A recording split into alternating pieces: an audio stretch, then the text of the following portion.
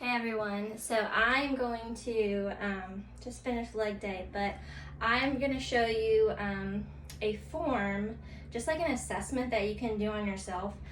Since we're virtual and I can't sit there and adjust your body sometimes when you're doing workouts. So I want to show you an overhead squat position, and I want to show you like the position of my ankles and my feet. I'll adjust this. So that we can start kind of, like I said, critiquing our form and making sure that our bodies are moving in motion versus just trying to get something done, right?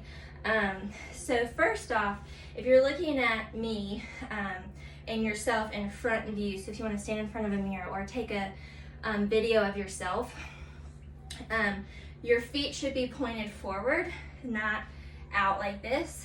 But a good way to figure out the range of motion of your ankles is to keep them forward.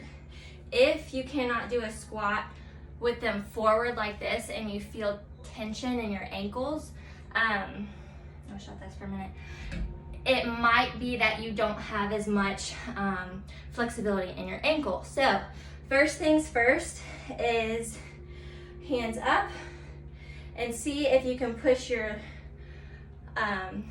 hips back, and you're going to check your ankles to see if there's any tension. The second part to that is your knees. So we're going to work our way up. So our knees, if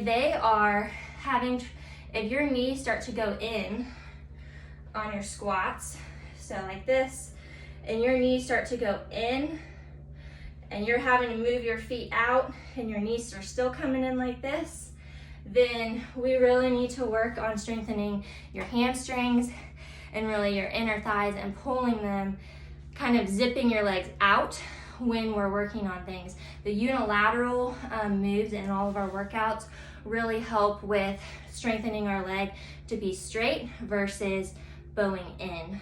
And then the last part, I'm going to turn sideways for this, is you're going to see this, and you want your, like I said, toes forward, knees straight. But if you start to lean forward, that's where we got to learn how to tuck our pelvis. I'm going to do this for you. You want to tuck. Instead of arching your back in your squat, tuck it forward and go back so that you're keeping your back muscles engaged. In our squats, if we start to lean forward and our shoulders start to go forward, even in a goblet squat, if we start to go like this, then that means we really need to do this. Tuck our pelvis and go down and up. So these are things you can kind of work on. Notice as you start doing your workouts slower again. So like I said, the point of 4 weeks of slowing down is to adjust. So adjust your squat, put your pelvis forward. Like I said, you don't want it arched, but do this when you're going down too. It supports your spine, it supports your balance, it supports actually moving in fluid motion.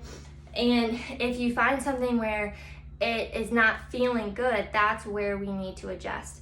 I have poor range of motion in my right ankle, and I've been working on that strictly for 6 months, trying to get that better. It's gotten a lot better. Initially, I always had to have my toes out because this ankle would not go straight. And now it will go straight, and I can go all the way almost down, and it's straight. It's not having to point out. So if your ankle has to point out for you to be down here, then we need to work on range of motion. So you should be able to be straight and down. And right now, I can feel it, but I can get there.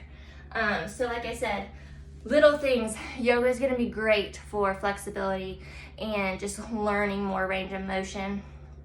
And loosening up your muscles, breathing deep.